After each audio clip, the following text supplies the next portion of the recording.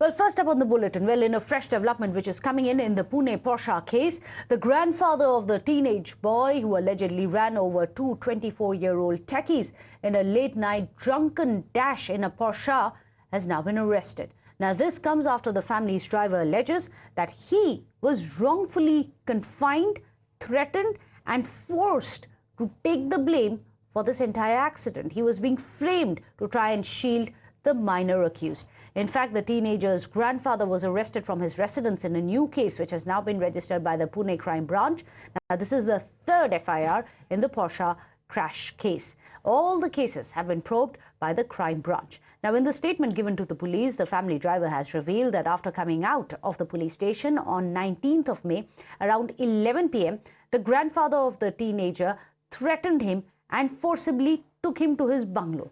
The driver was pressurized, allegedly, to take the blame, and then he was wrongfully detained in the house till 2 p.m. on 20th of May. The family members also took the phone of the driver, is what his allegation is. Listen in. आरोपी ने उसको जबरदस्ती अपनी गाड़ी में बैठाया और अपने घर पे ले गए। वहां पे ले जाने के बाद उसका मोबाइल उन्होंने उससे छीना और अपने ताबे में लिया और इसको वहां पे कमरे में बंद करके उसको पहले प्रलोभन और उसके बाद दबाव, दम दाटी इस प्रकार की उसको कंडक्ट की गई। इस मैटर में जब पहले दिन एक्सीडेंट हुआ था तो ड्राइवर पे को आमिष शुरुआत में रात में दिखाया गया था कि उसको बख्शीश दी जाएगी, उसको रिवॉर्ड किया जाएगा, उसको पैसे दिए जाएंगे, उसको मुंह मांगा रकम दिया जाएगा। वो खुद गाड़ी चला रहा था, ऐसा प्रकार का बयान वो पुलिस स्टेशन में दे। इस तरह की उसको दबाव टेलीफोनिकली और उसके बाद प्रत्यक्ष लोगों ने आके इसको दिया था। प्राथमिक जो जवाब पुलिस स्टेशन में ड्राइवर ने दिया था वो गाड़ी चला रहा था, इस प्रकार का बयान उसने दिया था। लेकिन उस रात पुलिस स्टेशन ने जो खातरी की थी उनका निष्कर्ष हुआ था कि ये गाड़ी लहान जुवेनाइल आरोपी चला रहा है।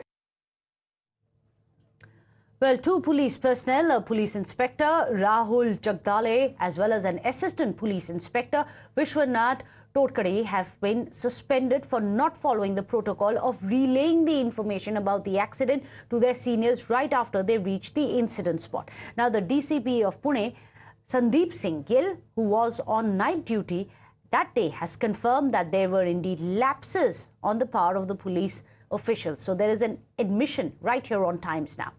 In fact, he said that had action been taken against them, then further inquiry was also underway. Listen. Investigations into the case are going on, but there is a lot of anger on how the police had treated the minor after the accident, where officials themselves had revealed that he was treated with good food and treated with kid gloves when he was in the police station. Yeah, ma'am, that is actually I wasn't there. So I was on the night duty. Okay. Night patrolling, but I wasn't informed by the control room, so I was unaware of the incident having happened. Okay, so the fact that you were not informed, that itself is a lapse, isn't it? It seems like that, yeah. Mr. Sandeep Singh, for the benefit of our viewers, if you can tell us what is the due process that needs to be followed in such cases and what was not followed this time around? So generally, senior officers are informed whenever there is an incident, a serious incident in the city. So it has to be informed by the concerned person on the ground, police personnel on the ground to the control room, and the control room then gives the information to the concerned officers on duty. Yeah, that is. So that was not done. Who are the officials? Have they been identified for dereliction of duty? What is the action that has been taken? Yeah, that is being taken by the, there is some inquiry being conducted regarding that, but that is being done by other officers, yeah. Okay, but I'm sure as a DCP you're aware the details of the case have the entire country in shock.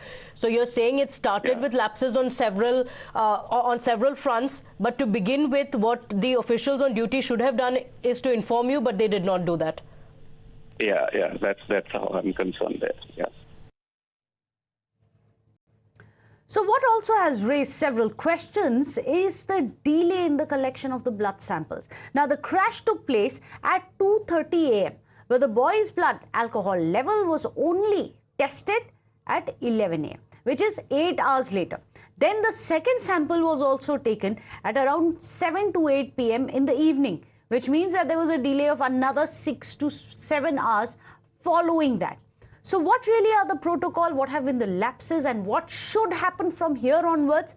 Let's go across to all our panelists so that we can put all of this into perspective. But before that, listen in to what exactly the advocate of the accused has to say.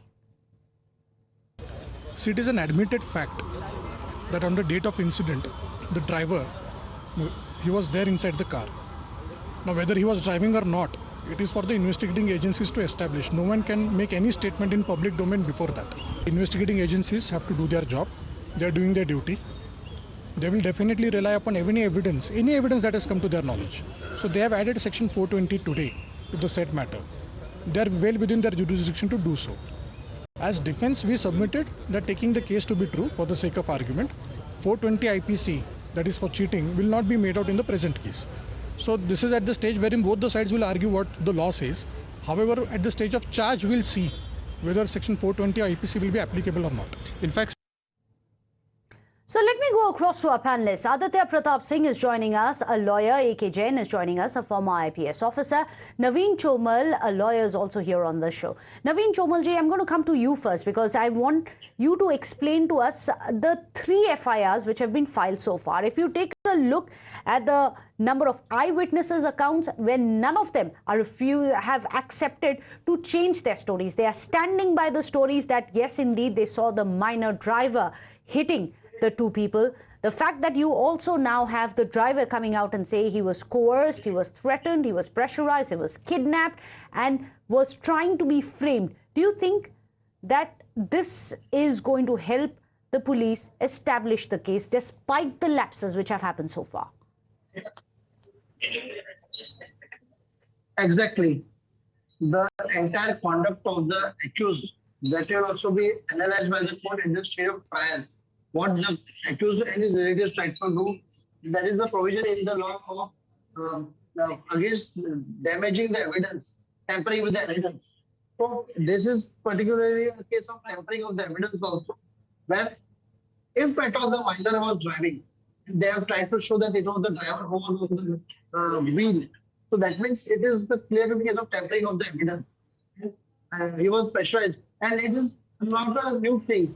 Often we see many cases where rich people are involved in the accidents, they put forward their drivers. Even in drink and drive cases, they put forward their drivers. You go to jail for 2 days, we'll pay you the money amongst you. So this is not the new idea that is coming to the notice of the police. The police are very well aware to gather this evidence and bring it to the notice of the honorable courts. Exactly.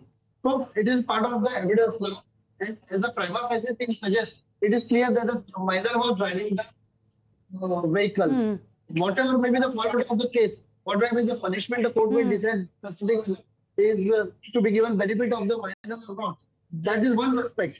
But if somebody is trying to tamper with the evidence, then as a society we all must, even the defense lawyer must oppose to it. Absolutely. We lawyers, you're absolutely right. There seems a bit of an audio problem there, though. Mr. Chomal, I'll just come back to you. Till then, let me go across to Mr. AK Jain, a former IPS officer. He's someone who understands what the protocols are. The kind of lapses which have happened. The fact that the first blood test, which was a tox screen, was taken only 8 hours later. Then there was another one which was taken another 6 to 7 hours after that. The fact that the beat officers did not inform the PCR as well. The ADG wasn't even aware of this accident having happened. There was an MLA from the Ajit Pawar NCP faction who was at the police station at 3 a.m. in the morning. Do things like this happen? Or do you think that there is a larger play at hand? Blood samples should have been taken within 1 or 2 hours because it is well known that after 8 hours, the alcohol passes through urine, and after that there will be no traces. Number one. Absolutely, there are no two opinions that delay has been caused deliberately in taking blood samples. Second blood sample was taken almost after 14 hours, which is a mockery, which is the absolute mockery and nothing else. Number two, whenever such accident takes place, there is a protocol that control room is immediately informed that such and such accident has taken place in which 2 lives have been lost or 1 life has been lost because second one died in the hospital. Immediately, DCP police station is supposed to inform control room and ACP, and in important cases, even DCP. DCP himself is saying that he was on night patrolling that night, and he should have been informed. Had he been informed, he would have reached a police station, and the MLA, NCP MLA, would not have been able to exert unnecessary pressure on local police. And he would have ensured that action is taken against the culprit. All this controversy of serving pizza, burger at police station, pressurizing the police, all these allegations would not have been there if senior officers had reached the scene of crime. Now, when the things are in the knowledge of police commissioner, senior officers, proper action is being taken in the case. And I think Pune police is on the right track. Even in UP, when I was DGP and when I was holding other positions, there were such accidents. The brats were charged under 304 only, which was done by Pune police later on. Initially, he was charged with 304A. It's a deliberate accident. Driver cannot drive at this speed. Driver is naturally not driving CCTV footage of the security cabin at the residence of the builder. Makes it clear that the boy took out the car from the residence. He was driving it all along, and proper cases have been registered. A message should go throughout the country that you can't take law for granted. You can't make a mockery of the law. It's not a banana republic. Action. I am told that this family has some connections with the underworld also. It's very yes. Serious thing. And the way grandfather is behaving, he's picking up the driver and taking him in his BMW. This is another criminal act. It means the entire family is involved in such activities.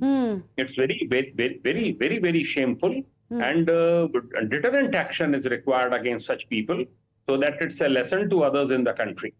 Absolutely. That is a must. But what happens from here onwards? Let's say that there is a play which is underfoot. There has been deliberate tampering of the evidence, and there have been several lapses in the part of the investigators. Aditya, Pratap, Singh, you must explain to us what will be the long-term impact of these botch-ups in the initial levels of the probe on the larger case when it goes to trial, for example. Can you just repeat your question? I said, will this botch-up in the initial stages of the probe impact the case when it goes to court? Well, first and foremost, I feel that the time has come for the courts to interpret the law strictly. Clearly, the blood samples were not taken on time, and therefore I believe the law should be applied in a manner that whoever stood to benefit from this delay in collection of blood samples, the adverse inference should be drawn against him. Indian Evidence Act calls for adverse inference. And here, whoever stands to gain from the tampering of evidence, the law should draw an adverse inference against him. Secondly, by failing to take the blood samples on time, it also amounts to destruction of the evidence. And therefore, on that point also, the appropriate criminal the appropriate criminal offenses should be applied not only against the accused person, but also against the police officers. Because today the cops think that they will delay the correction, they will resort to corrupt practices, and they will give the benefit to the accused. If the accused, for any chance, his alcohol is not traceable, the cops should face criminal prosecution for destruction of evidence, indirect destruction of evidence. Secondly, there is enough CCTV footage to show that this young boy was consuming the alcohol in the restaurant. And moreover, the news also came that the grandfather and the father were intimidating the driver. It appears that this builder is under the age-old notion कि मैं अपने driver को खड़ा कर दूंगा, like the earlier high-profile hit-and-run cases, and then I will go scot-free. This is not going to happen today. And today, we have Section 195A of the IPC, which provides up to 7 years imprisonment for any form of threatening a witness or inducing him to give false evidence. Absolutely. So I do not foresee much of an effect on the trial. Well, we all hope at the end of it that justice is meted out. But on an offside, let me also remind, it is the outrage of an entire society which has led to this action. For the longest time, those in power, those in positions of power and have money feel that they can simply get away with it by botching it up. But now things are changing. As very rightly Aditya Pratap Singh had said, now things have changed. It's not going to be that easy. Hopefully, we hope that justice will prevail. Thank you so much, Aditya Singh, for joining us, Mr. AK Jain, as well as Naveen Chomal. This is going to be one of our top focus stories here on Times Now. We're going to be tracking each and every angle and get you a thorough detail of the probe, the botch-ups, as well as what is going to happen from here onwards in the Pune Porsche case. With that, a short break.